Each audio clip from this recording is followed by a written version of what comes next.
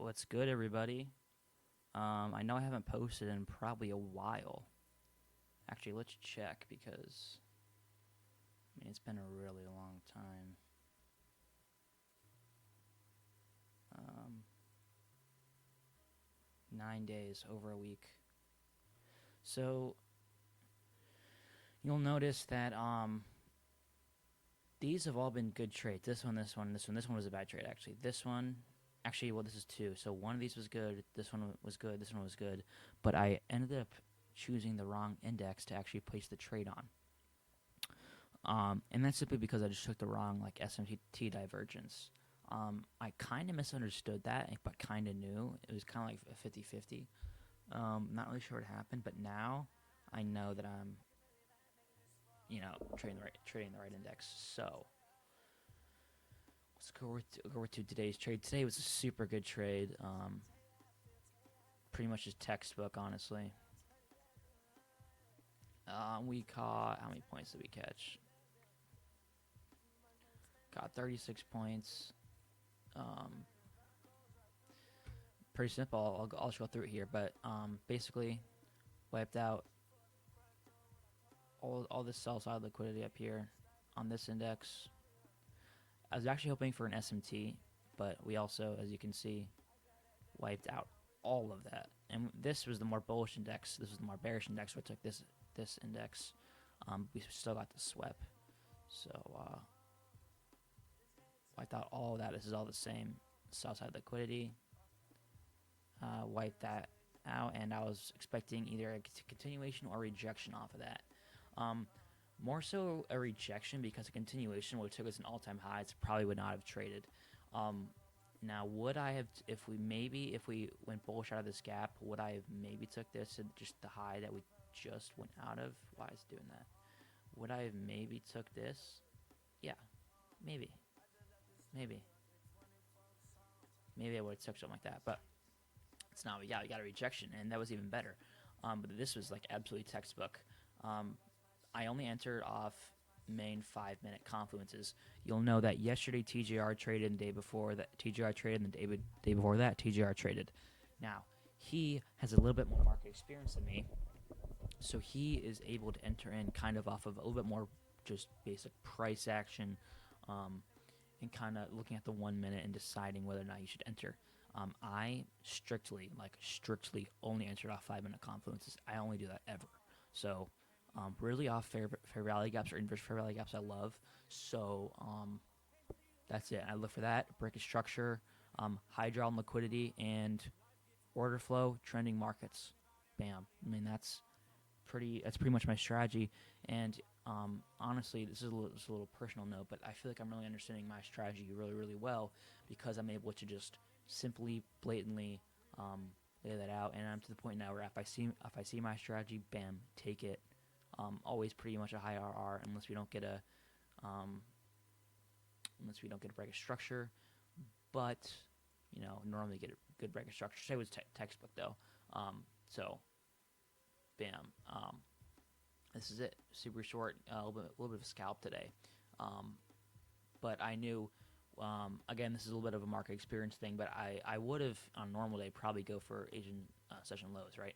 But since we already came up and wiped that out, I didn't think we were going to come all the way down here after already coming up and out because normally, like, um, there's also, a lot of people say, like, the volumes, oh, it's 9:30 to 10:30, right? Which that's true.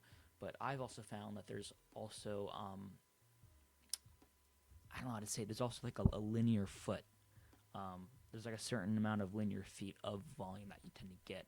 So if you spend some of that volume kind of going up and coming off of it, that's going to take up more volume. This upward movement is going to take a lot of volume. So if we just went down from here, then these candles can be used kind of to go down to the here, right? That's kind of how I understand it a little bit. Because you can just tell right after this gets hits, volume just dies, and it's just like shitty chop. Pretty much just trying to fill this imbalance, come out of it, so we can go and rip through it. So this is the only trade of the day, really. TJR actually doesn't really trade this strategy. I'm not sure why. He doesn't really believe in it very much, but in my opinion, his and his strategy he's using right now and what he enters off of is a lot of market experience. He literally looks at the 1 minute time frame now. I'm a little surprised he didn't take this because he kind of looks at not just, is this a fair value gap? He kind of looks at the 1 minute and goes SMTs and kind of looks at the order flow. And I will be honest, can he take more trades than me? Yes, he can. Why can he take more trades than me? Because he's actually able to find an entry, right? So my strategy doesn't work every single day. Just because I know where the market is going on the day and my bias is right, does not mean that I'm going to find an entry, right? That follows my strategy at least, because I mean that's a simple, not that my strategy not that it wouldn't hit really my take profit. It's that I don't really know where to place my stop loss, and he does huge trades stuff like that. So he does a little bit more market experience trades, and I do a little bit more just basic trading setups with fair value gaps. Now he used to do this. Like if you watch his boot camp, he kind of goes over it, kind of like how I trade a little bit, but he's kind of went away from that because he's found that because there's so much volatility in the market these days. Really, in the past 9 months, he's found that there's so much volatility that he is able to just put everything together in his head based off market experience and try to capitalize off that fast-moving market. Versus I need a little bit slower of a market to kind of find an entry, because what I found in the trap really is on these trades that I was losing, the actual leading index was moving too fast for me to get an entry. Therefore, the lagging index was moving a little bit more slower, and I was able to kind of capitalize off that slower movement and being able to sort of find an entry. So that's kind of my understanding of it, and I guess we'll just go through this real quick. So, bam. I also look after I see that after I see this close the scale into the 1 minute. Bam. What do you know?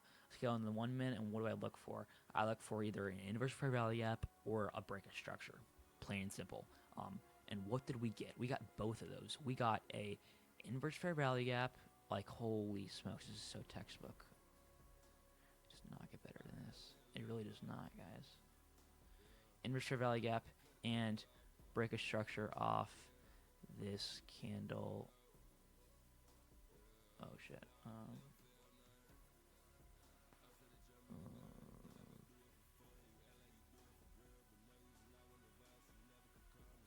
No, my bad. I guess we just got the inverse fair value gap. So bam, and two inverse fair value gaps back to back. Bam, enter off the close. Right at 950, I had my finger on the button when 950 hit that the candle would close. Bam, just targeting sell side. And really where to put my take profit is a market experience thing. This is right after science class, so I didn't have a lot of time to set my stop loss. So if I had more time, I probably would have, I thought about setting 8 contracts. So I placed 10 contracts. I thought about setting a limit for 8 of them here and letting 2 run, but honestly, I kind of knew that they probably wouldn't hit, just because that we already used a lot of our linear footage and candles up here.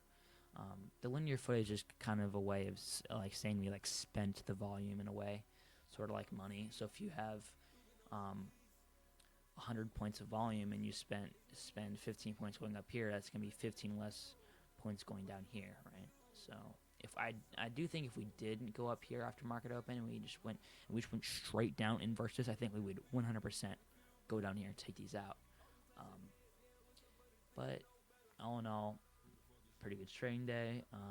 1,500 on the month. Can't really complain, honestly. Really can't. So yeah, honestly, textbook. Honestly, just crazy trade. I mean, I'm to the point now where it's honestly kind of tough not being, on paper, I'm not profitable still. So it's kind of tough being in this position because I know what to do, and it's just a matter of time before things start to click and a certain amount of days go by where I can really capitalize on here. And I think I might switch to minis, honestly. That might just take one mini contract. So, that's kind of what I might miss that right now, but because $400 is not going to cut it, bro. Like, this is a decent trade, nearly 3 RR, and $400 is not cool. Anyways, I will see you guys later. Bye.